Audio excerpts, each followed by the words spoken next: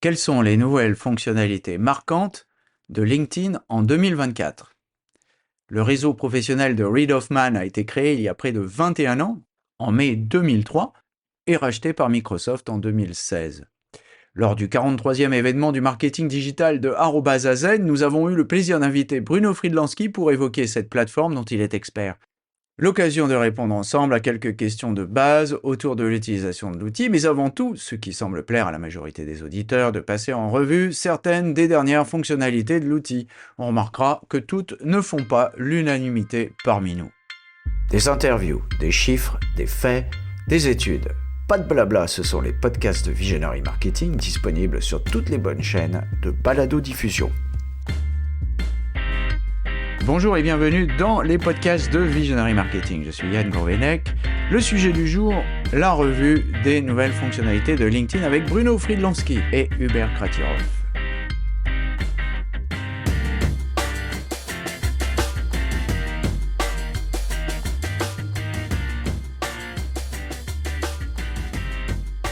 Voilà 20 ans que nous utilisons LinkedIn professionnellement, un tout petit peu moins que l'âge de l'application qui va fêter son 21e anniversaire en mai 2024. Néanmoins, ceci donne beaucoup de recul sur l'utilisation de l'application phare du business to business qui, au fil du temps, a réussi à se débarrasser de tous ses concurrents. Devenu incontournable sur ce secteur, LinkedIn est une plateforme florissante réalisant un chiffre d'affaires de plus de 15 milliards de dollars annuels. Ce qui est particulièrement remarquable, c'est la progression rapide ces dernières années de ce chiffre d'affaires qui a même presque doublé depuis 2020. Un volume d'affaires qui, à l'aune de l'intégralité des revenus de Microsoft, reste modeste, 7% quand même environ sur les 211 milliards de la firme de Redmond. Mais conséquent dans le monde des réseaux sociaux, même avec un positionnement très business to business. Pour vous donner une idée, c'est un peu plus de 10% du CA de Meta en 2023, mais environ 5 fois plus que le revenu publicitaire généré par X sur la même année. Mais au-delà de ces chiffres mirobolants se pose un certain nombre de questions. D'abord, l'interrogation récurrente sur le reach des utilisateurs qui se demandent comment faire pour que leur publication soit vue. Une question à laquelle il est de moins en moins facile de répondre tant la plateforme semble jouer au jeu du chat et de la souris avec ses créateurs de contenu. Récemment, un grand nombre d'entre eux se sont d'ailleurs rapprochés des modes de création des réseaux grand public avec des selfies qui ont été très décriés sur le réseau B2B. Cette tendance semble être enrayée. C'est ce que nous confirme Bruno Friedlanski, même si Hubert continue à se plaindre de voir toujours autant de publications auto-centrées arriver sur son fil. Peut-être que les mesures de correction mises en place par LinkedIn ne sont pas déployées de la même manière ni en même temps pour tous les utilisateurs, ce qui semble être une pratique de la plateforme B2B selon Bruno. Mais la question philosophique la plus importante n'est pas là, c'est toujours celle de savoir à quoi sert un outil et si finalement, dans cette logique de plateforme, ces outils sociaux sont à notre disposition ou si c'est nous qui sommes à la leur. La réponse de Bruno à cette question me semble particulièrement pertinente. C'est un outil, nous dit-il, qui est mis à notre disposition pour que nous nous mettions ensuite à la disposition de l'outil. Voilà, je pense qu'on a tout dit. Au-delà de ces considérations philosophiques, l'essentiel du public se focalisera sur les fonctionnalités de l'outil. On pourra le déplorer et répéter à l'envi qu'un outil n'est qu'un outil. Il nous faut bien nous adapter. L'occasion était donc rêvée de passer en revue avec Bruno les différentes fonctions de LinkedIn qui ont été rajoutées à l'outil récemment. Alors, commençons par les cloches pour mieux voir les contenus de son réseau. LinkedIn a rajouté il y a quelque temps une fonctionnalité, une cloche à activer si on ne veut rien rater des publications d'une personne que l'on suit. Mais les choses ne sont pas aussi simples que cela. D'abord, il paraît peu réaliste d'activer les cloches de ses 25 000 abonnés. Mais ce n'est pas tout. La cloche ne fonctionne pas systématiquement. C'est juste pour recevoir une notification, nous dit Bruno, sur une publication. Et pour avoir vu des remarques passées, quand vous dépassez 20 à 25 personnes dont la cloche a été activée, cela marche beaucoup moins bien, nous dit-il. Pour résoudre le problème soulevé par Hubert sur le reach, mieux vaut oublier la cloche et ne pas devenir une cloche. Passons au profil certifié dans LinkedIn. Depuis peu, LinkedIn a mis en place une certification de ses comptes. Les 3 participants à notre webinaire, dont votre serviteur, ont réalisé cette certification dont le déploiement, selon Bruno, n'est pas complet. Pour valider nos comptes, nous nous sommes rapprochés d'une entité américaine certifiant nos identités un peu à la manière de France Connect Plus de la Poste qui est proposée sur le site de l'INPI. À la différence près que cette entité-là est basée en dehors du territoire, mais surtout qu'elle est vulnérable, comme toutes les activités technologiques, comme celle de la Poste aussi d'ailleurs, aux attaques de cyber qui pourraient rendre visibles nos informations confidentielles et identités personnelles. Voilà une réflexion qui aurait pu nous traverser l'esprit avant de valider nos comptes, même si l'idée était bonne. Pas besoin de faire beaucoup d'efforts d'imagination pour se demander comment un cybercriminel pourrait utiliser nos identités et les usurper afin de réaliser des méfaits. Si c'était à refaire, nous ne le referions pas, d'autant plus qu'il n'est pas certain que cette fonctionnalité soit maintenue au vu de l'extrême volatilité des fonctionnalités de LinkedIn. Toutefois, si la plateforme décidait de lier cette certification à la possibilité d'ajouter des contacts à son réseau, afin d'éviter justement les faux comptes, cela changerait beaucoup de choses. Il serait néanmoins souhaitable que l'on puisse choisir son fournisseur et passer à France Connect Plus par exemple. Autre fonctionnalité discutée dans ce webinaire, la possibilité de répondre à des articles collaboratifs ou prétentivement collaboratifs. Bruno a été très critique de cette fonctionnalité. Les questions posées par LinkedIn qui sont poussées aux utilisateurs afin de leur faire miroiter un potentiel statut d'expert sanctionné par un badge sont générées par une IA générative. Bruno a même fait remarquer que certaines de ces questions étaient parfois à côté de la plaque et surtout des règles d'utilisation du service en posant par exemple la question suivante. Comment scraper des données de LinkedIn? Aïe aïe aïe. Ce statut d'expert tout relatif n'est d'ailleurs que temporaire, nous explique Bruno. En bref, il vaut mieux éviter de perdre son temps. Cet exercice consiste à fournir du contenu à la plateforme gratuitement et à se transformer en esclave de la plateforme sociale au bénéfice d'un algorithme. Probablement que personne ne lira vos publications, d'ailleurs, que vous-même aurez du mal à retrouver. Bruno a fourni une astuce pour expliquer comment les récupérer en se déconnectant, mais c'était légèrement compliqué.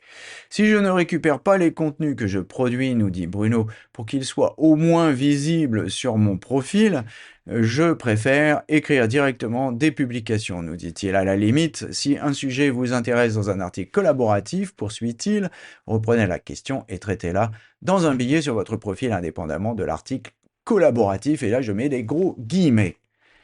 Alors poursuivons avec l'intelligence artificielle dans les rédactions. Cette fonctionnalité non encore déployée en français, il s'agit de la possibilité de rédiger des articles ou de les corriger en utilisant l'intelligence artificielle dans LinkedIn. Bruno n'y voit pas un grand intérêt non plus. Il existe selon lui suffisamment d'IA générative de texte ici et là pour vous permettre de composer un billet sans avoir à recourir à une fonctionnalité tronquée à l'intérieur de LinkedIn. Mais la réflexion de Bruno va plus loin. Il s'agit d'utiliser l'IA pour qu'elle écrive à votre place, que vous fassiez un copier-coller dans une publication, je considère que c'est se tirer une balle dans le pied, nous dit-il. En admettant que l'IA vous fasse une superbe publication sur la base d'un prompt, qu'est-ce qui va se passer le jour où nous allons nous rencontrer dans la vraie vie? Conclusion, mieux vaut perdre 5 minutes, cela vous évitera de passer pour un imbécile plus tard. L'intelligence artificielle dans les rédactions, nouvelle fonctionnalité proposée par LinkedIn, la possibilité de réagir à une publication en utilisant directement des suggestions proposées par l'intelligence artificielle. Très bonne remarque, je suis parfaitement d'accord avec vous, etc. Là encore, la réaction de Bruno est assez tiède, voire carrément froide. C'est du nivellement par le bas, nous dit-il. D'accord, pour aider les membres à oser s'exprimer, à oser prendre la parole, mais pas en leur donnant des phrases toutes faites. Ça me rappelle les pods, nous dit-il, et je vous renvoie à notre interview sur les pods en 2020. Alors, il existe aussi la possibilité d'écrire des lettres d'information directement ou newsletter directement dans LinkedIn depuis quelques années. Elle a connu des hauts et des bas, cette fonctionnalité, la plateforme la mettant en avant, puis la retirant, puis la remettant, etc. Il s'agit d'un mode d'innovation assez erratique, mais habituel pour les géants de l'Internet. C'est une fonctionnalité intéressante, mais Bruno nous conseille de l'utiliser en mode copier-coller et de garder son contenu pour soi. Je cite toujours, il faut considérer cette fonctionnalité comme un contenu annexe et ne pas baser sa newsletter sur ce principe, car LinkedIn décide à l'envie de montrer ou cacher les contenus. Pourtant, ces contenus ont été développés par nous et non par une machine. C'est à nous de décider à qui nous les montrons. Dans la mesure où la plateforme décide et a le droit de vie de mort sur nos publications, il serait temps effectivement que les créateurs de contenu reprennent la main sur leur travail. Cette fonctionnalité newsletter sur LinkedIn est intéressante. Cependant, si on met tous nos œufs dans le même panier, le jour où LinkedIn décide que tout est payant, comment ferons-nous? Ajoute Bruno. Alors ce dernier point n'est pas une nouvelle fonctionnalité à proprement parler, mais la question se pose régulièrement, de savoir si mettre une vidéo dans un post LinkedIn en améliore la visibilité ou la réduit. À cette question, il n'y a malheureusement pas de réponse absolue, mais la réflexion de Bruno est frappée au coin du bon sens. Est-ce que la vidéo fonctionne ou non? Nous dit-il. J'ai republié une vidéo récemment et cela a cartonné par rapport à mes autres publications. Et pourtant, il a été souvent répété qu'il ne fallait pas republier un post. Est-ce que c'est la vidéo qui a donné plus d'impact à la publication? Je pense que c'est surtout le message que tu fais passer qui compte, la qualité de ton contenu et à qui tu t'adresses. En conclusion, peu importe le mode de contenu que vous utilisez, ce qui est important, c'est que vous ayez un message important à faire passer, un contenu intéressant et enrichissant. Et nous laissons le dernier mot à Bruno pour cette conclusion. Faisons des vidéos et observons la réaction de notre audience. Faisons des carousels sinon. Et si on veut faire du texte, faisons du texte. L'idée est de passer un message à des humains plutôt que de se demander si un format va faire du reach. Parce que le reach, qui est-ce?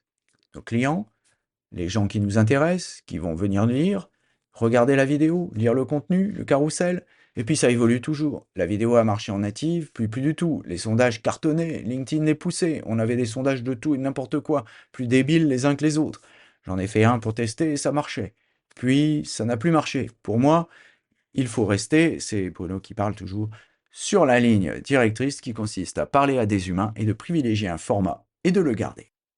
Et maintenant, pour les aficionados qui ont un peu de temps devant eux, voici la retranscription complète de ce webinaire avec nos échanges divers et variés. Voilà, alors si vous êtes parti en train pour un long voyage, eh bien, vous avez de quoi vous occuper pendant au moins 1 heure.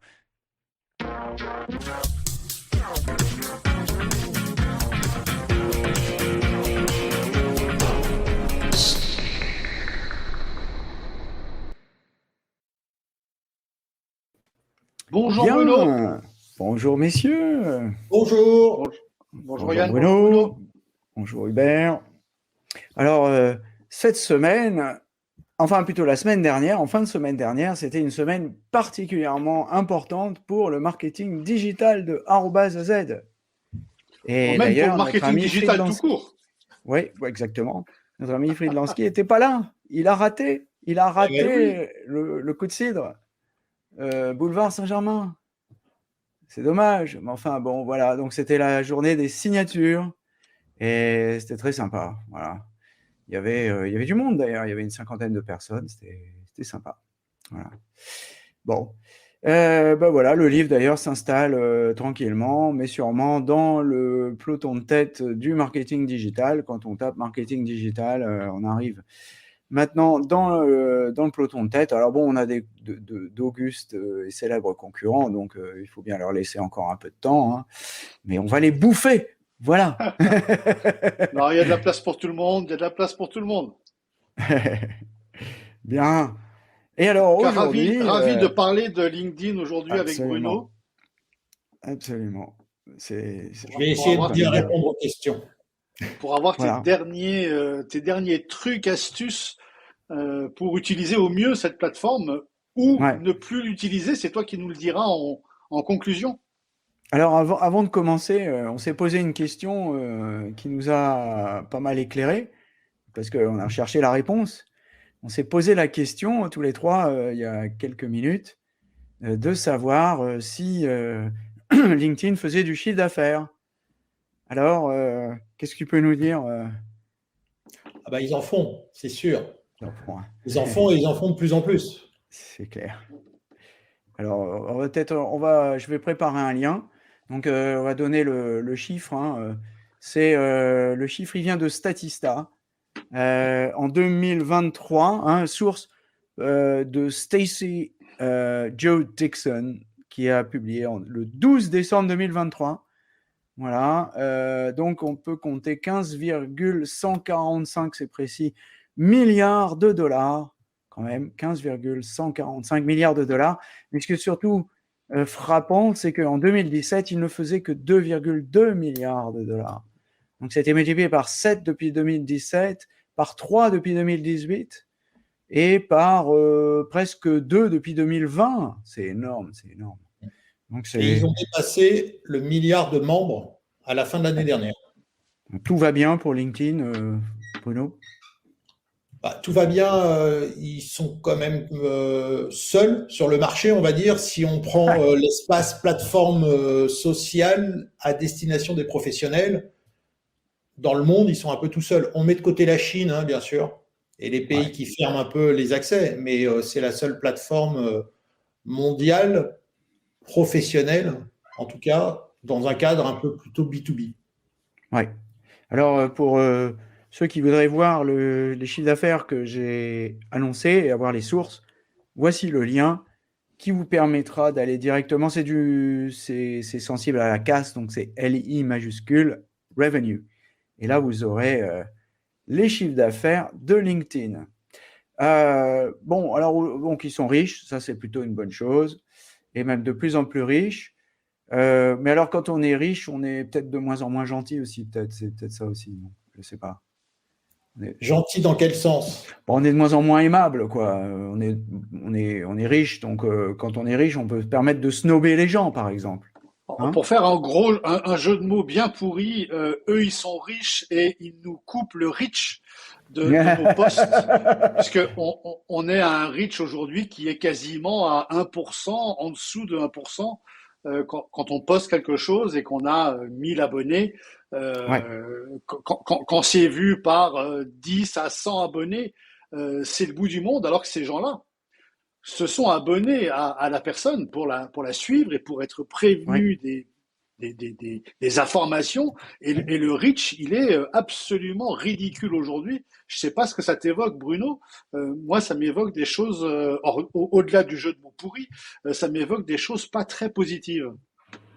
C'est le principe de toutes les plateformes réseaux sociaux. On a, alors sauf TikTok qui fonctionne un peu différemment, mais on a une base d'abonnés, alors de contacts directs ou d'abonnés ou de gens qui nous suivent.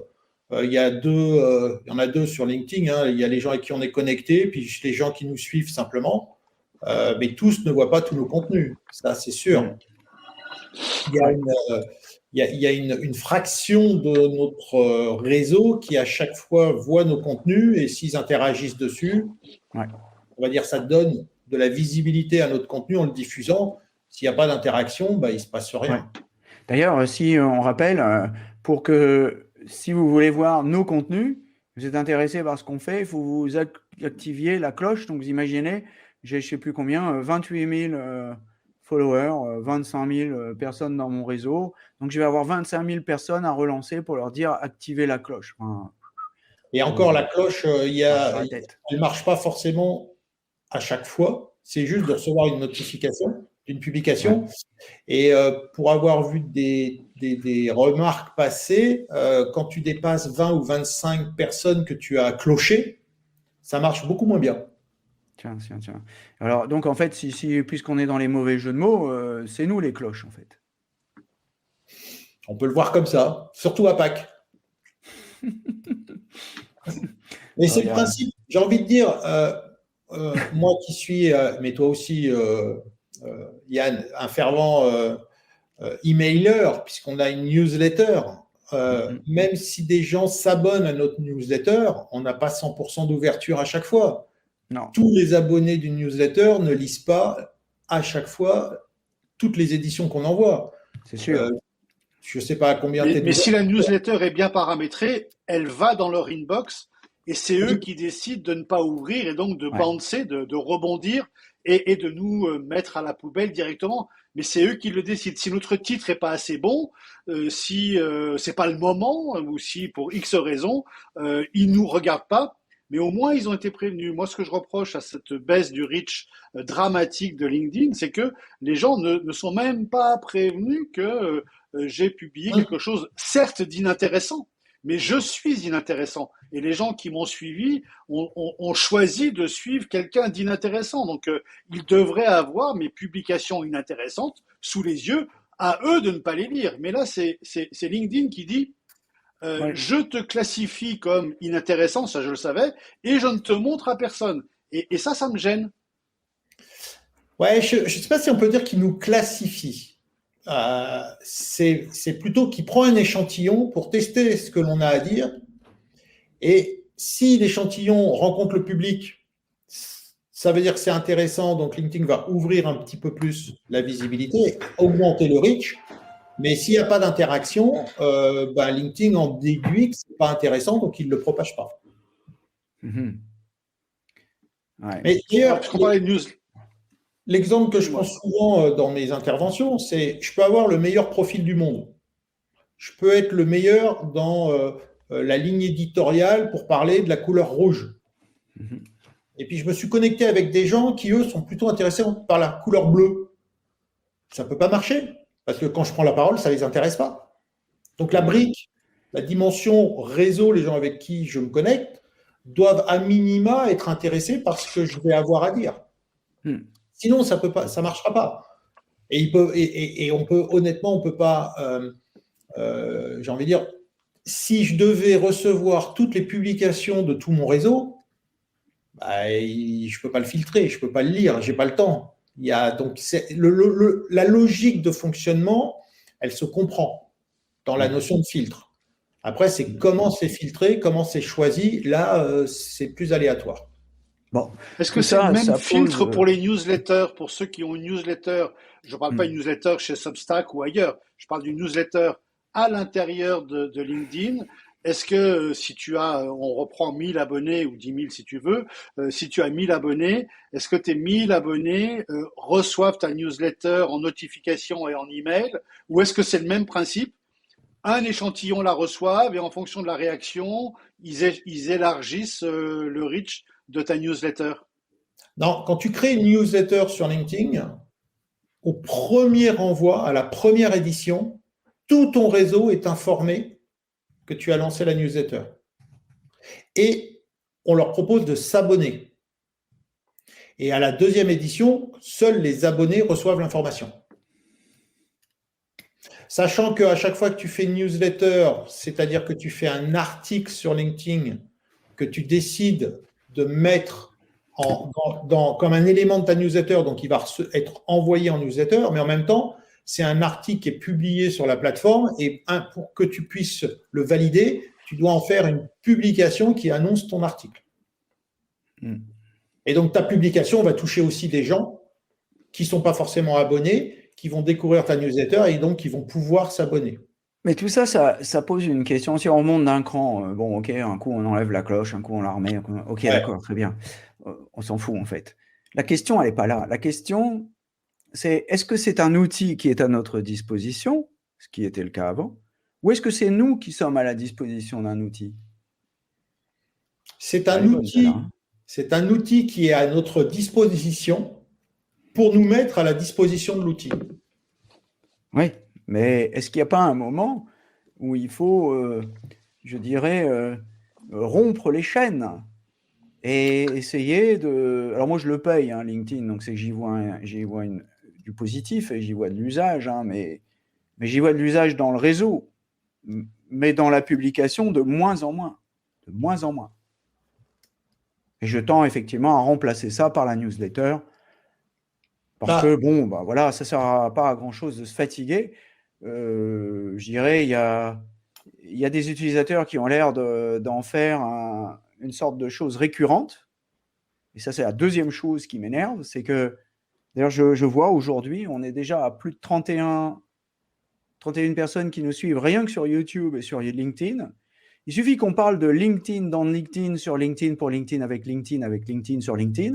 Enfin bref, ça, on en vient aux histoires des blogueurs qui bloguent sur les blogueurs qui bloguent. Enfin, en gros, si on parle de rien, quoi, en gros, là, d'un seul coup, ça intéresse tout le monde. Mais alors donc, quand est-ce qu'on va pouvoir parler de choses sérieuses si je me mets à parler comme le petit prince?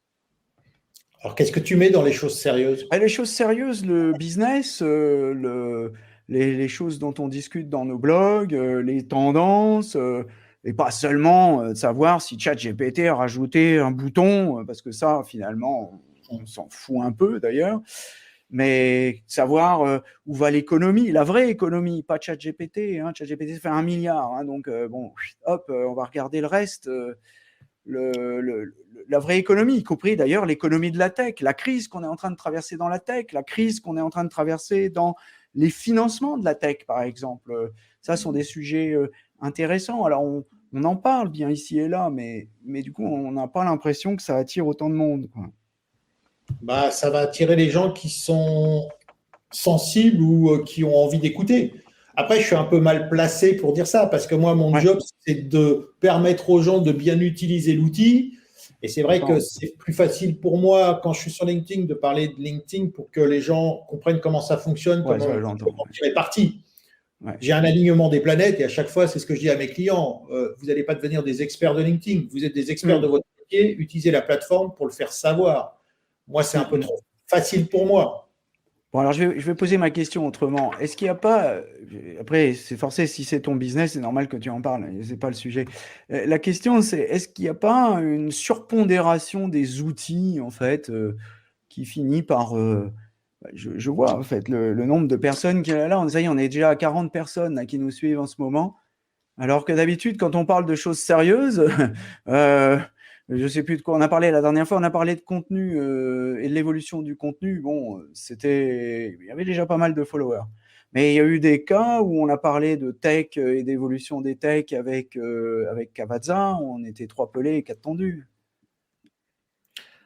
Après, je pense qu'il y a une dimension d'aléatoire aussi dans la visibilité de ce que l'on publie, qui dépend d'énormément de variables, et puis de personnes qui pourraient interagir sur le contenu et lui donner une certaine visibilité, qui nous font croire que c'est le sujet, c'est la façon dont on le traite, c'est le bon moment, c'est le bon jour, c'est la bonne heure, alors qu'en fait, il y a une variable qui vient complètement donner une exposition au contenu, on en tire une causalité, alors qu'en fait, il y a juste une coïncidence ou une corrélation, si tu veux. Donc, on ne maîtrise pas l'outil. C'est une maîtrise là-dessus. Alors, pour mais j'ai plutôt l'impression dans des outils plus pratiques sur LinkedIn, j'aimerais qu'on parle de bonnes pratiques et de tips pour les personnes qui nous écoutent et savoir mieux utiliser l'outil. Le grand débat reste là, Yann, tu as raison, mais pour intéresser les personnes qui nous suivent, D'ailleurs, je me suis fait reprendre à juste titre par, je crois que c'est Michael Tartar, je sais plus, enfin il y a quelqu'un qui m'a fait remarquer, oui je crois que c'est Michael, qu'on avait zappé LinkedIn, on n'a pas développé LinkedIn sur le bouquin et bah ça fait partie des choses à faire. Mais tu as raison. C'est possible. Oublions, j'arrête de faire mon mauvais bougre. Tu l'as fait exprès pour pouvoir faire une suite. Voilà. C'était un teasing. Qu'on avait dans le livre, on a oublié LinkedIn et le SHA 256, qui est une méthode de hash. Je voulais vous donner une information et te la donner à toi aussi, Bruno, et puis te poser une question de la voix même de Dan Roth et Tim Jurka, qui sont des personnes haut placées chez LinkedIn. Le petit bouton qu'il y a sur chaque poste, lire plus ou lire en dessous ou déplier, on peut cliquer dessus, ne pas cliquer dessus, ça compte pour rien maintenant. Avant, ça comptait pour 15 points, un peu comme un commentaire ou un peu comme un riposte. Aujourd'hui, ce petit bouton lire en dessous ne compte pour 0 parce que il a été surpondéré dans le passé et là ils disent depuis le mois de mars, ce petit bouton compte pour rien du tout. Moi, je voudrais te poser 2 questions, Bruno. Il a toujours été dit qu'il fallait pas mettre de lien sortant de LinkedIn dès le message d'origine, dès le post d'origine, parce que LinkedIn ne voyait pas d'un très bon œil qu'on envoie les lecteurs sur une autre publication. Donc, qu'est-ce qu'il en est selon toi? Est-ce que le lien, il faut le mettre en premier commentaire ou est-ce qu'on peut le mettre dans le post mère? Aujourd'hui, alors il fut un temps, c'est effectivement, on se rendait compte que de mettre un lien qui faisait sortir de LinkedIn était pénalisé. Mais ça fait des mois, voire des années que c'est plus le cas. Mettre un lien dans un commentaire, mettre son lien dans un commentaire, c'est perdre en fait un trafic. Mais ça va dépendre de l'objectif en fait aussi. Si l'objectif est d'informer et de générer du trafic, il faut minimiser le nombre de clics. Si je dois chercher dans le commentaire le lien, j'ai de la perte. Donc, je mets le lien directement dans ma publication. En même temps, il faut utiliser des raccourcisseurs de liens pour pouvoir traquer le nombre de clics. Sinon, ça ne sert à rien. Toutes les personnes qui disent qu'il faut mettre le lien là ou pas là et qui n'ont pas un tracker pour savoir en fait combien ils génèrent de clics, parce que LinkedIn ne nous donne pas cette information pour les profils, autant il les donne sur les pages entreprises, mais sur les profils non. Donc, il faut utiliser un raccourcisseur pour savoir combien il y a de clics. Et se rendre compte, surtout, qu'il n'y en a pas. Il y a très peu de clics. Les gens sont dans LinkedIn, ils veulent consommer dans LinkedIn et ils ne vont pas forcément déployer un effort cognitif supplémentaire d'aller lire un contenu ailleurs. Moi, j'ai pas mal, je suis désolé, mais c'est un de mes premiers apporteurs de liens. De très oui, mais combien de taux de clics? Ah ouais, les taux de clics sont à chier, mais c'est normal. Ouais. On en revient à ce qu'on disait tout à l'heure, mais c'est pas négligeable. C'est pas Peut-être pour tout le monde définir ce que c'est qu'un URL shortener, un raccourcisseur de lien. Ouais. C'est par exemple bit.ly qui va vous faire un lien court à partir du lien d'un article ou du lien de votre site ou du lien d'un blog. Donc Yann est un grand spécialiste des raccourcisseurs de liens, Bruno aussi, mais c'était peut-être pas clair pour tout le monde. Le raccourcisseur de liens, cherchez URL shortener et vous aurez Bitly en première publication. Tous les trois, on a des profils certifiés, c'est-à-dire qu'on est passé par un petit système de vérification d'identité. Est-ce que tu as une idée, Bruno? Voilà, merci pour le lien bit.ly. Est-ce que tu as une idée, Bruno, de l'impact du fait qu'un profil soit certifié, comme les trois nôtres, par rapport à un profil non certifié pour LinkedIn? Ça me fait très penser à une avancée dans le Web 3 où on pourrait se payer les uns les autres et où je suis sûr que Bruno existe bien et il est plus de confiance que un deuxième Bruno que je ne connaîtrais pas mais qui ne serait pas certifié. Il y a un impact? J'ai aucune idée si ça a un impact ou pas. C'est en train d'être déployé mal entre nous parce que toutes les femmes avec leur nom de marital ou leur nom de jeune fille, ça pose des problèmes parce qu'il faut que ce soit exactement comme écrit sur le passeport. Si c'est pas écrit comme sur le passeport, ça marche pas. Et ça sous-entend aussi qu'on donne nos coordonnées passeport à une entité américaine pour être certifié sur LinkedIn. Alors moi, je l'ai fait en pensant que ça ne fonctionnerait pas quand ils m'ont demandé de mettre mon passeport avec la puce RFID derrière mon téléphone pour valider. Et en fait, ça a fonctionné, mais je ne savais pas que j'avais une puce dans mon passeport. Donc, ça demande… c'est une entité qui valide pas que pour LinkedIn. C'est un tiers de confiance, on va dire, par rapport à nos données, mais américain. C'est un peu comme l'identité numérique de la Poste, mais sauf que ce n'est pas la Poste. Exactement. Et que, bon, tu me diras, je ne suis pas sûr que la Poste, ça soit très sûr non plus. Mais bon, supposer qu'ils se fassent hacker leur base de données, aïe, aïe, aïe, c'est surtout ça. J'ai pas tellement peur qu'ils envoient ça à la NSA, on s'en fout un peu. J'ai surtout la trouille c'est rétrospectivement, je me suis dit, mais qu'est-ce que j'ai fait là? Qu'est-ce que j'ai fait?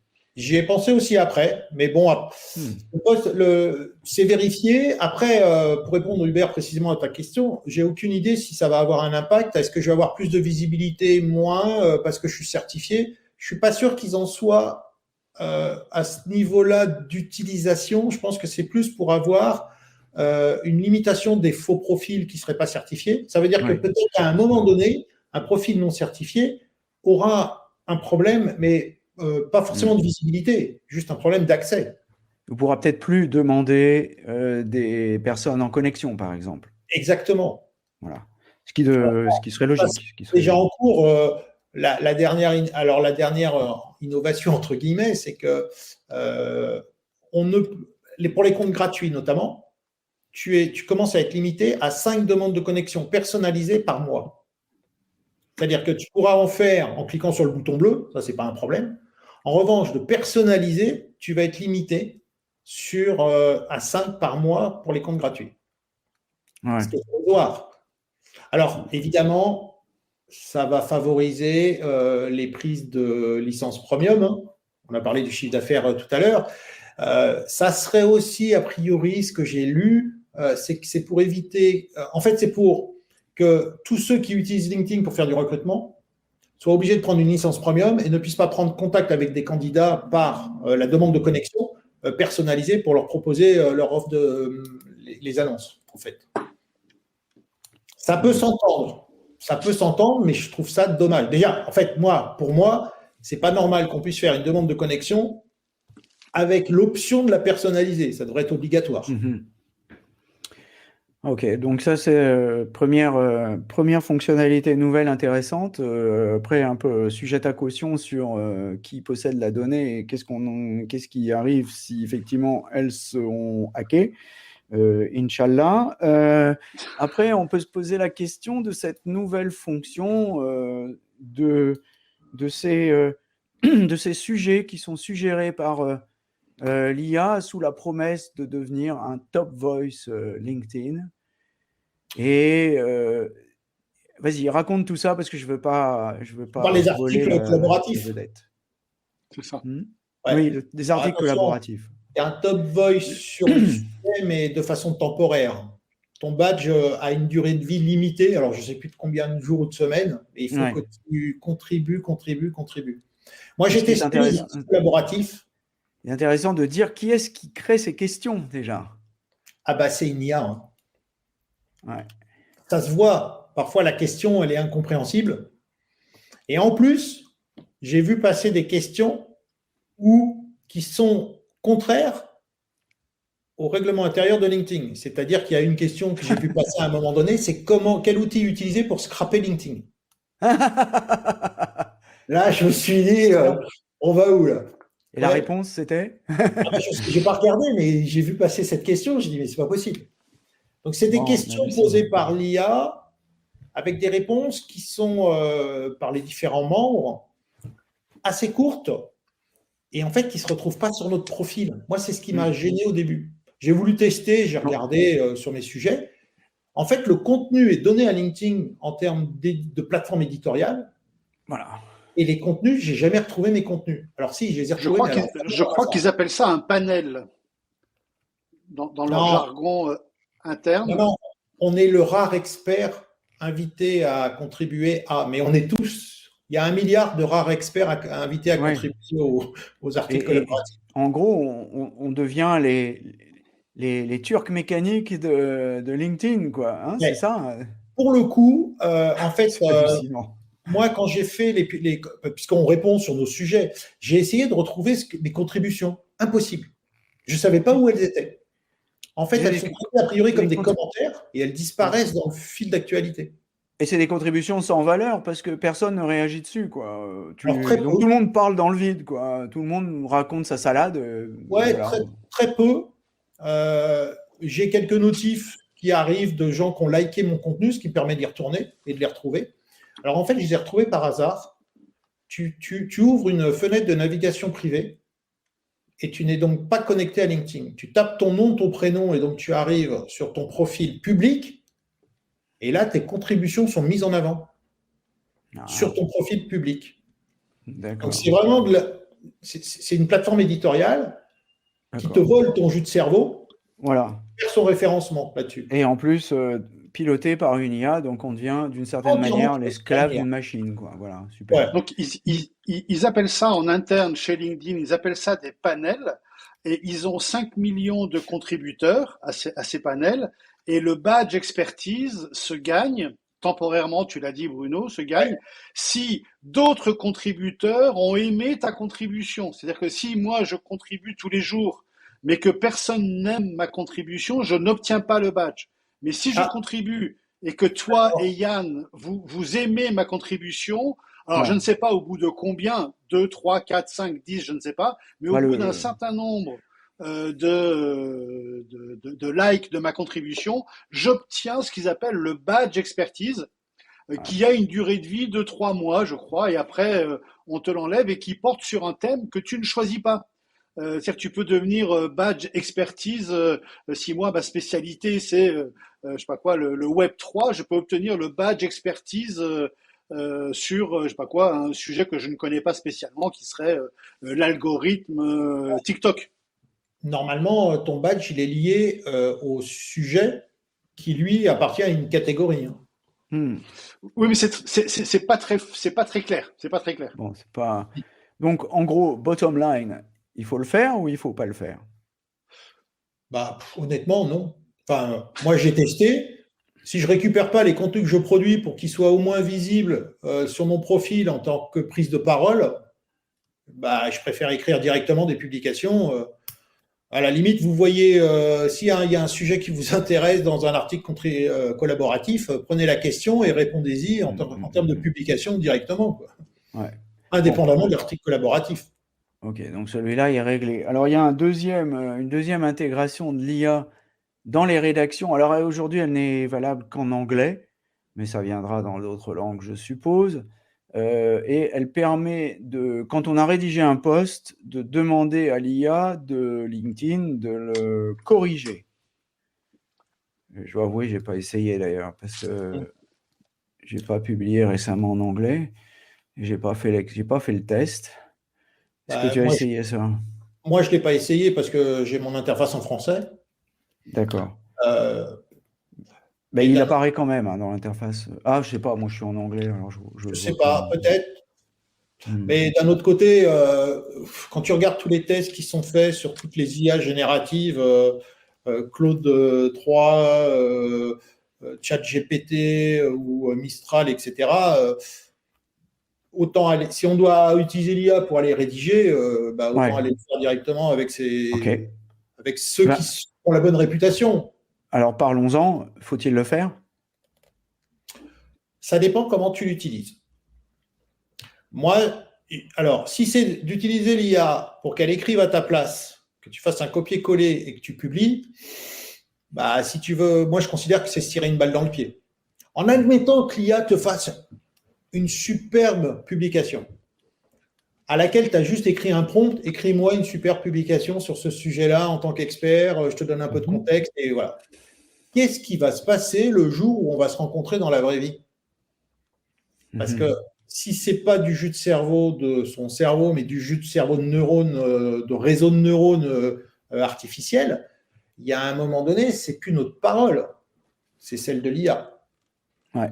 En revanche, moi, ce que je recommande à tout le monde, si vous voulez utiliser ChatGPT, vous le configurez en lui donnant un peu de contexte, vous lui dites qu'il faut qu'il rédige un article, mais que pour rédiger l'article, il faut qu'il me pose 10 questions pour que je lui donne mon jus de cerveau pour qu'il en fasse un article. Et Ah, après, il pas faut bête ça. travailler, vérifier comment il est. Mais au moins, l'IA va rédiger un article avec mes idées, avec mes points de vue, avec ce que je vais moi lui donner pour que bah, quand on se voit dans la Mhm. vraie vie, ça soit bien moi qui ai parlé de ça. Même Ah, si c'est l'IA qui l'a agencé et qui en a fait un article plus ou moins digeste. bonne idée, bonne idée. Je le ferai pas pour un post, mais pour un post de blog, j'entends, mais pour un post LinkedIn, c'est pas bête. On retient, poser les questions à ChatGPT et de faire une rédaction, parce que ça, il sait faire des blabla. Enfin, il sait faire. Il fait souvent comment Alors, dire, beaucoup de verbiage. Mais bon, Ouais. bon, autre enfin, info du LinkedIn Editor-in-Chief, Dan Ross, qui dit qu'ils font la chasse, j'aimerais avoir votre avis, parce que moi je l'ai pas vu personnellement, ils font la chasse au putaclic, au clickbait, des posts un peu suggestifs, toujours sur les mêmes sujets, avec sans storytelling, avec un appel ouais, ils éhonté s'en sont aperçus au quand même. clic, et ils font la chasse à ça.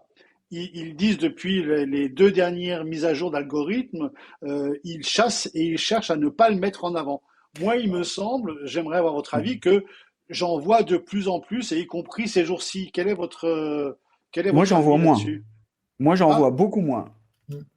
Moi, j'en vois moins. En fait, ils ont d'accord. annoncé un changement il y a quelques mois et depuis quelques semaines, peut-être, je vais peut-être pas quelques mois, mais vraiment très peu, je me rends compte que, alors que j'ai rien modifié pour mon fil d'actualité, je me rends compte qu'il y en a beaucoup moins. Mm. Moi, j'en vois beaucoup moins Moi aussi. de posts inspirationnels. Je vois moins de Ouais. selfies. Je vois moins de posts moins intéressants. Mais ça ne veut pas dire qu'il y en a moins, parce que dans ce qu'ils ont dit dans le changement, c'est qu'ils allaient être ils allaient mettre en avant plus de contenu qui correspond au sujet pro qui intéresse notre réseau. Donc, c'est peut-être plus un effet de bord d'une meilleure pertinence des contenus, même s'il en reste qui ne nous intéresse pas, mais c'est plutôt, à mon sens, un meilleur recentrage de la diffusion des bons contenus auprès des bonnes personnes. Bon, moi j'en vois un moins aussi, mais enfin bon, à suivre. Ça fluctue. C'est sûr Alors, qu'il y a un peu moins de putaclic, oui, enfin, si je ouais. puis me Alors, ce permettre. qui est clair, c'est que à mon sens, quand ils mettent en place des changements, tout le monde ne les a pas en même temps. Il y a une propagation du changement. Comme les nouvelles fonctionnalités, tout le monde n'a pas les nouvelles fonctionnalités en même temps. Donc, Ouais. c'est un déploiement progressif. Ouais. Alors, pourquoi? Ça doit dépendre sur quel serveur on est ou dans quel pool de mise à jour on est, et ça peut aussi jouer Ouais, là-dessus. ouais, ouais. Peut-être une question d'ancienneté d'utilisateur aussi. Question suivante, toujours dans l'IA. Un truc que j'ai remarqué dans les nouvelles fonctionnalités, c'est quelqu'un fait un post et en dessous, on a les réactions toutes faites. Ah oui, c'est formidable, c'est fantastique, je suis d'accord avec toi. Qu'est-ce que tu en penses? Faut-il cliquer? Bah, en fait, je trouve que c'est du nivellement par le bas, quoi. Mais en même temps, c'est-à-dire que je comprends et je serais pour qu'on aide les membres à oser s'exprimer, à oser prendre la parole. Tu as raison. Mais pas en leur donnant des trucs tout faits où ils cliquent et puis on dirait des phrases tirées des pods, comme s'ils avaient racheté des pods, tu sais, les fameux groupes là automatisés où les commentaires sont pré-rédigés et tu cliques et tu as bravo, super, j'en parle à mon réseau, fantastique, toujours de bons conseils. Enfin, c'est des trucs totalement nuls, quoi, qui se voient, mais comme le nez au milieu de la figure quand on a plein, quoi. Donc, aider les gens à prendre la parole, à oser s'exprimer, oui, mais pas en leur facilitant la tâche pour qu'ils n'aient plus besoin de réfléchir. C'est le même problème que l'IA, quoi. Rédige-moi Est-ce qu'il un ne faut post. pas, justement, à une période où on entend beaucoup, excuse-moi, hein, je vais encore faire mon vieux ronchon, hein, mais où on entend beaucoup de voix s'élever contre le temps qu'on passe sur les écrans, notamment tard le soir. Là, en ce moment, c'était ce midi, c'était aux informations. On expliquait que les Franciliens dormaient 1 heure ou 1 heure et demie de moins tous les soirs, donc ils sont fatigués, ils roupillent dans la journée déjà qu'ils n'étaient pas bien fameux. Donc là maintenant ils sont encore moins frétillants. Est-ce qu'il n'y a pas, je dirais, une raison de couper ce cyberbabillage débile, quoi. Enfin, d'en faire moins, d'en faire juste ce qu'il faut. Je sais que Hubert n'est pas trop fan, donc il se réfrène. Il a bien raison, je trouve. Bah, en fait, c'est une décision propre à chacun. Moi, j'ai fait un test, j'ai installé sur mon ordinateur sur Chrome Newsfeed Eradicator. C'est une extension Chrome. Quand je vais sur mon profil LinkedIn, j'ai plus de fil d'actualité. Je dois le désactiver 5 minutes, 10 minutes s'il faut. Donc, News, Feed, Eradicator. Je peux te le mettre dans le chat si tu veux. Ouais, je vais le trouver, t'en fais pas. Ouais. Et donc, c'est pour faire un test parce que, comme j'ai dit tout à l'heure, c'est mon job de comprendre comment LinkedIn fonctionne. Donc, j'ai besoin de passer du temps dessus. Mais en même temps, je me fais happer par, comme tout le monde, par l'addiction, le scroll infini, par les conversations, par plein de choses. Et j'essaye d'en faire moins. J'ai installé ça pour me réfréner et me dire, attends, tu vas sur LinkedIn, est-ce que tu as vraiment besoin là d'aller regarder ton fil d'actualité? Ouais, c'est celui-là. Est-ce que tu as vraiment besoin d'aller voir ton fil d'actualité? Moi, je ne vais pas le faire parce que je ne vais pas voir mon fil d'actualité toutes les 5 minutes. Donc, c'est aussi intéressant de se dire, l'idée, elle est pour moi de rendre LinkedIn encore plus outil. On parle d'un outil depuis tout à l'heure. C'est un réseau social. Mais moi, je ne parle plus de réseau social. Je parle d'outil de travail. Et c'est un outil de travail qui doit servir une atteinte d'objectifs. Donc, Ah, voilà. déjà, est-ce qu'on a défini l'objectif en amont?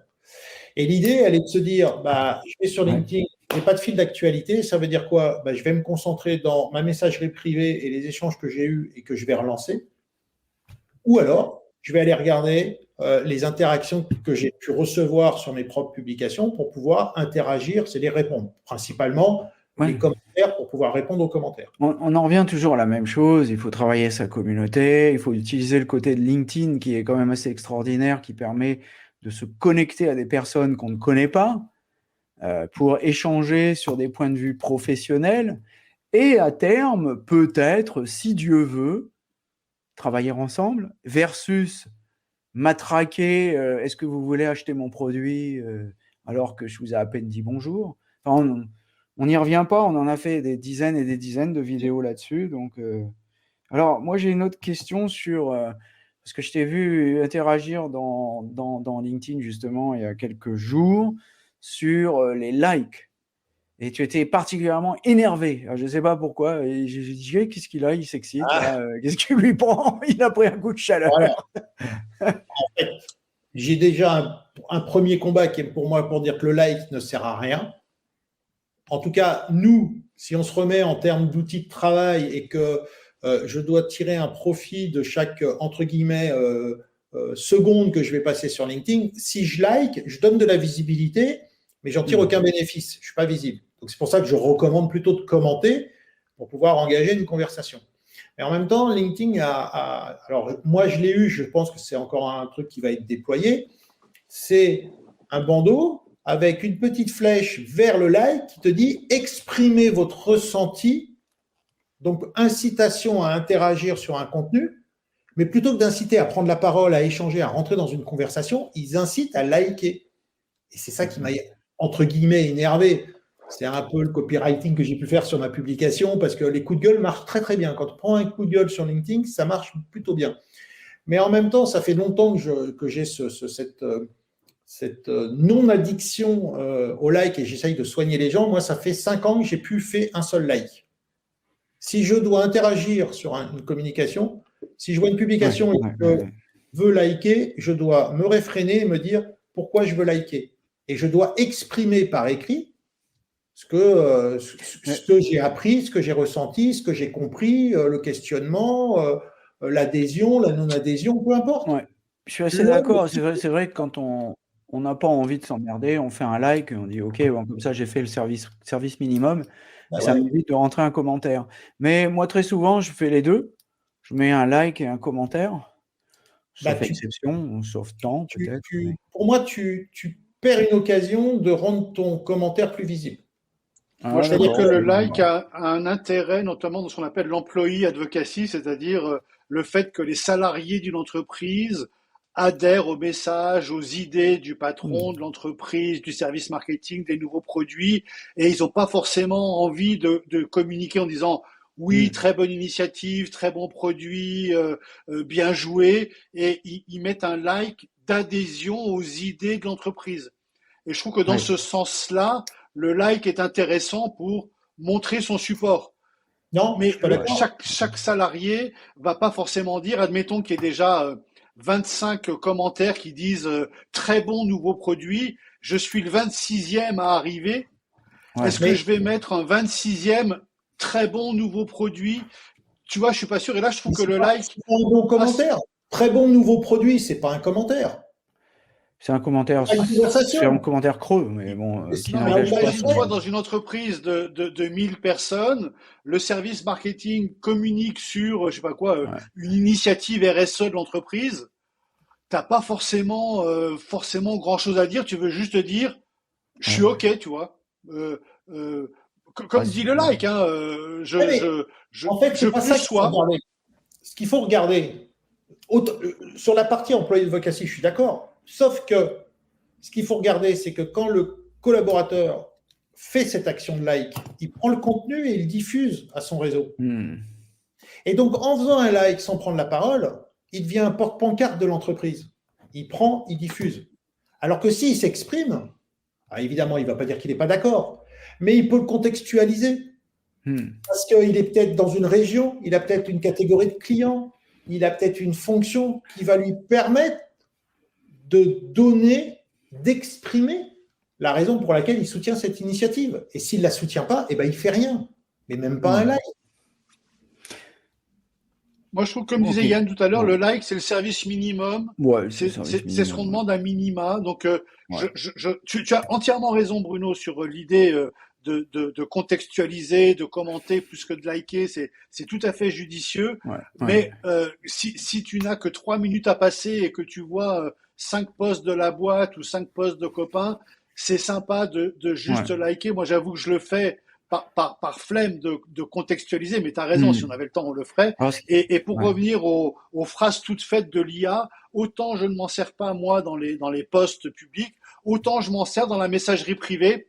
Quand je suis contacté par des gens, il m'arrive de répondre un thank you, un great, un truc en messagerie privée LinkedIn. Il m'arrive d'utiliser cette facilité d'automatisme. Tu cliques juste, ça fait l'envoi direct. Et ça m'arrive aussi si j'allais écrire thanks, qui a marqué thanks, effectivement, ça va plus vite. Mais bon, ça, c'est peut-être la limite. Mais bon, je reviens sur cette histoire de like, parce qu'il y a like et like. Like, dans le monde ouvert, bon, on vient le voir, c'est le service minimum, c'est les gens qui se fatiguent pas trop. Par contre, pour avoir managé pas mal de ces programmes d'ambassadeurs dans des grandes entreprises, et pour en avoir vu parfois mal managé ou manipulé dans certaines entreprises, que je ne nommerai pas par pudeur, on ne peut pas, on ne doit pas, il ne faut pas demander aux gens quoi que ce soit dans l'entreprise. S'ils n'ont pas envie de liker, foutez-leur la paix. Vous n'avez pas à les harceler pour les liker ou quoi que ce soit. Il ne faut pas faire ça, c'est pas bien. Voilà. Donc, il faut les laisser mettre et de leur libre arbitre. Et s'ils n'ont pas envie de le faire, ils ne le font pas. D'autant plus que ça a un effet pervers à terme. C'est que quand on force trop de gens en interne à liker trop de choses et à commenter trop de choses de l'interne, on finit par avoir ces posts sur les médias sociaux des entreprises qui sont likés par 350 personnes de l'entreprise et jamais personne d'autre. Donc, en gros, c'est l'entreprise qui se parle à elle-même. Et ça, à la limite, faites-le sur l'intranet ou sur SharePoint, hein, ça marchera aussi bien. Et au moins, il y aura moins de pression, quoi, parce qu'il y a des fois des managers qui mettent la pression en envoyant, alors ça, c'est le pire du pire, en envoyant des mails. S'ils le mettent encore dans les médias sociaux, moi, ça ne me dérange pas trop parce que ça reste dans le médium. Et surtout, je peux toujours dire, moi, je ne lis pas ma messagerie directe, j'ai le droit de le faire. Mais par contre, le mail, il y a une sensation d'obligation et j'ai vu des employés se sentir obligés d'eux. Alors là, ça, c'est vraiment, vraiment pas bon, quoi. C'est vraiment pas bon sur le fond, mais c'est pas bon sur la forme non plus. Il faut faire vraiment attention à ça. On est aussi dans un paradoxe. C'est-à-dire que LinkedIn appartient à l'individu, c'est un outil personnel individuel qui n'appartient absolument pas à l'entreprise. Voilà. C'est pas possible d'obliger. Alors par contre, il y a des limites parce que il y en a qui des fois se lâchent et oui, alors c'est sûr, c'est à toi, mais il y a une limite. Il faut faire attention. Oui, non mais ça ne veut pas dire que le fait que ça soit personnel te permet de dire tout et n'importe quoi. Oui, mais je le précise parce que j'ai eu des exemples fameux autour de moi de gens qui ont d'ailleurs, dont certains qui n'ont pas compris d'ailleurs pourquoi ça se passait mal.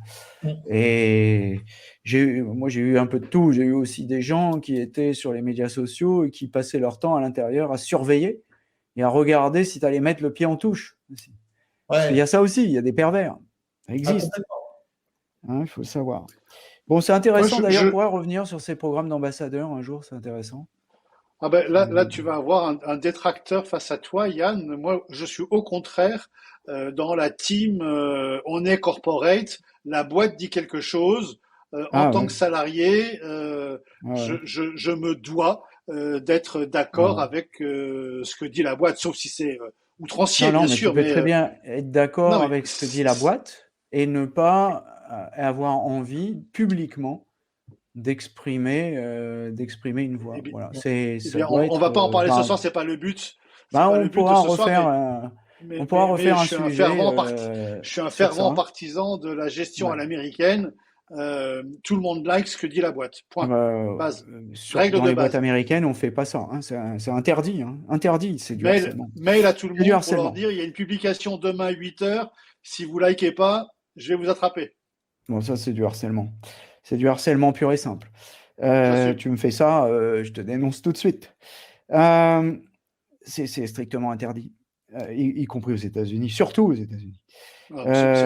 C'est pas du harcèlement, sauf c'est si pas on méchant. te le met dans ton contrat de travail. Il faudrait qu'on le mette dans ton contrat de travail. Non, mais de dire aux gens, regardez sur LinkedIn ce qu'on dit, et si ça vous plaît, manifestez-vous. Voilà, et si ça vous plaît, oui, bien sûr. Ah oui, mais tout est là. Si ça te plaît pas, démissionne. Non. Alors, je suis pas d'accord. Ça c'est vraiment violent, ça. Non, tu es sur un outil qui est personnel. Si tu t'appelles Elon Musk. L'expérience que tu as à tel poste dans l'entreprise, si tu veux pas réagir sur les contenus, tu peux ne pas réagir. Il fait son Elon Musk, laisse tomber. Ouais. Allez. Alors là, je vais te dire. Il peut se faire embaucher par Elon. Ouais, bon, je suis même pas sûr que Elon Musk il demande aux gens de liker ces trucs. Il est tellement bizarre. Ok, bon, les likes, on est tranquille. Alors, les newsletters, est-ce qu'il faut s'embêter à faire sa newsletter ou est-ce qu'il faut aller dans Substack ou est-ce qu'il faut aller sur Brevo ou est-ce qu'il faut l'écrire sur un papier? Elle est bonne. C'est intéressant. Alors, la fonctionnalité newsletter sur LinkedIn est intéressante. Cependant, si on met tous nos œufs dans le même panier, il y a un jour où on va avoir un problème. Le jour où LinkedIn décide que tout est payant, on fait comment? Parce qu'on n'a pas de data quand tu fais ta newsletter LinkedIn, tu as quelqu'un qui a cliqué sur un bouton pour s'abonner, tu n'as aucune donnée, tu n'as pas de data. Alors que quand tu es dans un outil externe, tu as une data qui s'appelle l'email, l'adresse email, qui te permet de parler quand tu veux à ton abonné, avec une obligation de respecter bien évidemment le RGPD, et que si tu es dans un domaine B2B, enfin B2C, tu as l'opt-in obligatoire, si tu es dans un domaine B2B, tu as un peu plus de laxisme, on pourrait dire. Mais moi, j'ai commencé un jour à lancer ma newsletter dédiée à LinkedIn parce que j'en avais marre de l'algorithme qui filtrait. Donc, j'ai dit, je vais lancer l'email marketing. Au moins, il n'y a pas de filtre. Comme on l'a dit tout à l'heure, tout le monde la reçoit et tout le monde décide ce qu'il veut, la lire ou pas la lire. Et donc, tu as ton taux d'ouverture. Mais je l'ai lancé un peu sur un coup de tête. Et en fait, ça te permet de ne pas dépendre de LinkedIn. Il y a des gens qui se sont fait fermer leur compte pour une raison valable ou pas valable, peu importe. Si tu as une meute qui vient sur ton profil pour dire lui c'est un faux profil ou c'est du harcèlement ou c'est du spam, tu as l'outil automatique qui te ferme ton compte. Hein. C'est la manière après pour le récupérer. Tu as des gens qui se sont fait pirater leur compte, qui l'ont perdu. Donc, le fait de multiplier les canaux de conversation avec une audience, ça me paraît plus judicieux. Ouais. En revanche, moi, j'en ai déjà deux. J'ai même deux newsletters externes, une sur Brevo et une sur Substack. C'est peut-être pour ça que tu les as nommés. Donc, avec des avantages et des inconvénients pour les deux.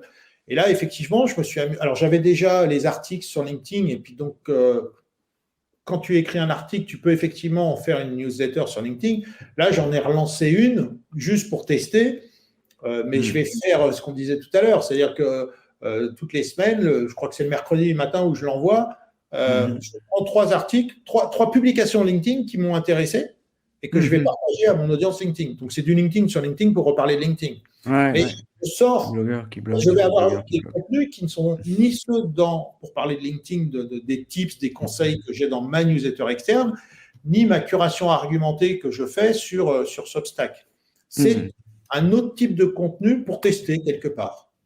D'accord. Et si on n'en a pas, si on veut lancer une newsletter, j'ai plutôt tendance à dire faites-le à l'extérieur, sur un autre outil. Sinon, donc, c'est pas mal pour faire copier-coller, quoi. Copier-coller.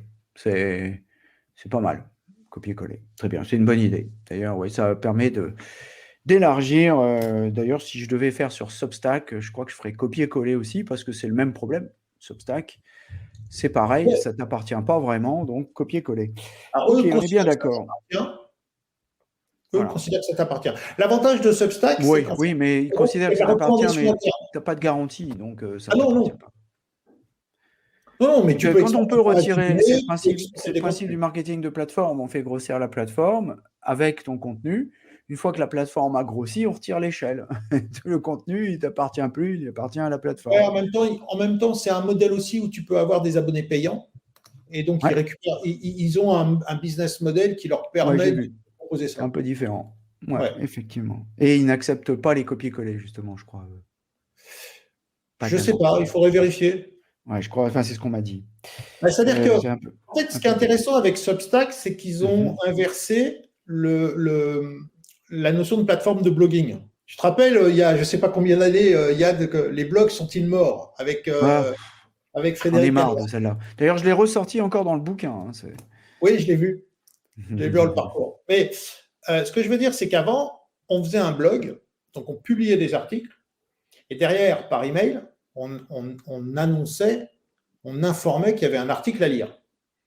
Ouais, Substack a inversé le paradigme, c'est tu fais ta newsletter, elle est envoyée aux abonnés, et ça devient une publication ouais, blog.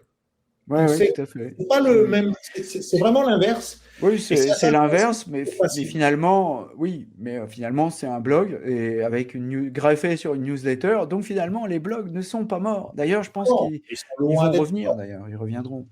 Je pense C'est même qu'aujourd'hui, euh, j'aurais tendance à dire il faut revenir à la possession de nos actifs.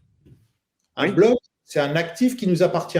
Alors, OK, il va y avoir des problèmes d'accessibilité, en tout cas de connaissance, parce il y a le hmm, SEO, etc. Mais aujourd'hui, on voit évoluer aussi les réseaux qui sont peut-être à une forme d'apogée où les gens n'ont plus envie d'interagir dessus. On va vers ce qu'on appelle le dark social, c'est-à-dire des échanges dans des canaux WhatsApp, des échanges par messagerie oui, bien privée, sûr. de l'email marketing. Bah oui, On parce va qu'on a vers ce qu'on plus appelle le envie post-web. on a plus envie d'échanger avec des gens avec On qui on se connaît, sent proche ouais.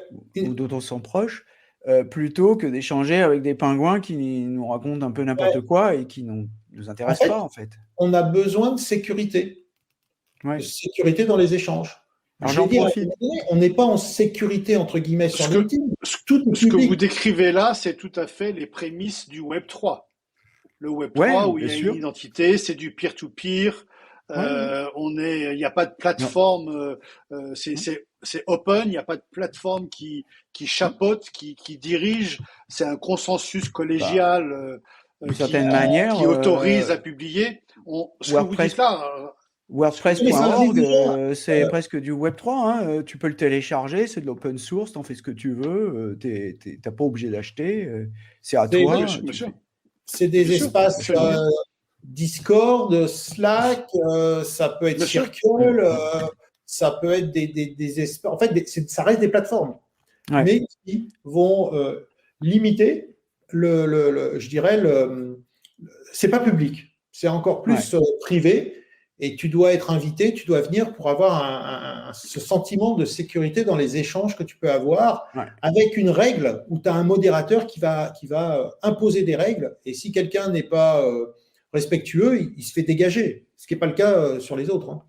Alors juste avant qu'on pose la dernière question, parce qu'on approche de 19h30, je veux juste signaler et apporter à votre connaissance, ou porter à votre connaissance plutôt, humansubstance.com, qui est le web ring qu'on a créé avec Hervé Cabla et tout un groupe d'amis. On est déjà plus de 21 blogs, hein, comme quoi les blogs sont morts. 21 blogs qui nous ont rejoints. Voilà, et peut-être bientôt, on aura Consonote qui va repartir sur ses rails. J'espère. Hein, comme au bon vieux temps. Ah, il faudrait. Est-ce que je relance Consonote ou est-ce que je dispatche mes prises de parole, tu Ça vois? fait plusieurs fois que tu nous fais le coup et je pense qu'il faudrait que tu le fasses parce que et le jour où tu le fais, puisque tu l'écris avec tes petites mains, tu pourras adhérer à humansubstance.com et tu auras ta petite pastille sur Oui. le site. Voilà. Ouais, Bon, il y mais a en encore fait, quelques. est-ce que je suis 100% humain si j'utilise l'IA pour écrire, en l'utilisant à mon service, en lui donnant mon jus de cerveau pour qu'elle m'aide à rédiger? Non. Non, pas vraiment. Ouais. Pas vraiment. Donc, on va jeter un voile pudique là-dessus. Alors, dernière question. Et on a toujours, on remarquera d'ailleurs toujours nos 50 utilisateurs et qui sont terriblement muets par contre. Je ne sais pas pourquoi, ils ne posent pas de questions. Ils sont très timides. Dernière question, les vidéos. Pendant un moment, c'était bien de mettre des vidéos natives, puis après, ça l'était plus. Avant, c'était bien de mettre de YouTube, après, ça l'était plus. Puis après, Des carousels. Vidéo. Alors, c'est quoi l'état des lieux là? Vidéo ou pas vidéo? Carousel ou pas carousel? Ah, c'est quoi la question subsidiaire derrière? Pour faire du reach? Je suppose. Enfin, je veux dire, même si c'est pas pour faire du reach, je veux dire, tu fais une publication, tu montes une vidéo, tu t'emmerdes à faire une vidéo, hein, disons-le, c'est quand même du boulot. Hein. Ok, même s'il y a Opus Clip qui va te faire un petit clip médias sociaux, ok, même ça demande du boulot parce qu'il faut le tuner. Bon, allez, tu vas passer ta demi-journée à faire ta vidéo, à la monter, puisque c'est à peu près ça, hein, pour 5 minutes, il faut à peu près 5 heures de montage, donc allez, parce qu'il y a l'IA maintenant, on arrive à mettre 3 heures ou 4 heures à tout casser, mais bon, il reste quand même 3 heures ou 4 heures de travail, donc quand tu publies, tu as envie quand même qu'il y ait quelques gens qui les voient, quoi, non? Ouais, je suis d'accord, j'étais un peu provocant exprès, mais en fait, est-ce que la vidéo, ça fonctionne ou pas? Est-ce qu'il faut que j'en fasse ou pas? Moi, j'ai repartagé là, j'ai fait une republication d'une vidéo. J'ai cartonné, entre guillemets, par rapport à la moyenne de toutes mes autres publications. Donc, j'ai fait une republication. Avant, on disait, ah, il ne faut pas. Ben, si. Dedans, il y avait une vidéo. C'est peut-être ça qui a donné plus d'impact. Mais je pense que c'est surtout le message que tu fais passer, la qualité de ton contenu et à qui tu t'adresses. Si tu fais une super vidéo, mais encore une fois, que tu vas la publier et que les gens avec qui tu es connecté, en fait, ils n'ont pas envie de vidéo, ils ont envie de lire du contenu écrit, ça ne peut pas marcher. Ce n'est pas une remise en cause de ta vidéo. Il y a une vraie adéquation qu'il faut comprendre, c'est ton profil, tes contenus, ton réseau. Il faut que les trois matchent. Si ça ne matche pas, ça ne peut pas marcher. Donc l'idée à travers ça, c'est si on est à l'aise, on a les moyens, on a les ressources pour faire de la vidéo, faisons de la vidéo, regardons si ça intéresse notre audience et adaptons-la. Si on est plutôt sur du graphisme, des carousels, faisons des carousels. Et si on fait que du texte, faisons que du texte. L'idée, c'est plus de se dire, je parle à des humains, je passe un message à des humains plutôt que de j'ai un format qui va me faire du reach. Parce que le reach, on ne sait même pas si c'est nos, entre guillemets, clients, nos parties prenantes, les gens qui nous intéressent, qui vont venir lire, regarder la vidéo, lire le contenu ou le carrousel. Donc, voilà. Et puis, de toute façon, ça va évoluer. À un moment donné, tu as raison, la vidéo a marché en native, et puis après, les sondages, ça cartonnait, LinkedIn ne faisait que pousser les sondages, on avait des sondages de tout et n'importe quoi, plus débiles les uns que les autres, et j'en ai fait pour tester le truc, ça marchait, ça a été mis en avant. Ça va changer, donc il faut rester, pour moi, sur une ligne directrice. Je parle à des humains, j'ai un format que je privilégie et je le garde. Ben écoute, c'est une excellente conclusion. 19h31, on est pile poil à l'heure. Merci à vous. Merci d'avoir partagé toutes ces infos. Et on en profite pour vous faire une dernière petite séquence publicitaire, il faut bien vivre. Hein. Vous m'envoyez sur le site du marketing digital de @az de Erol, que nous avons publié au mois de février, avec son glossaire du digital, les corrigés de ses exercices, les slides du livre, sa taxonomie, j'en passe, c'est des meilleurs. Et pour l'URL, eh bien, il s'affiche ici, marketingdigitalaz.com. Mais meilleur à faire, achetez-le en Kindle sur Amazon et postez-nous un commentaire sur Amazon. Merci Bruno. Merci Bruno. Merci Yann. À bientôt. À bientôt. Bye bye. Ciao. Surtout, n'oubliez pas de mettre une bonne note à ce podcast si vous l'avez apprécié.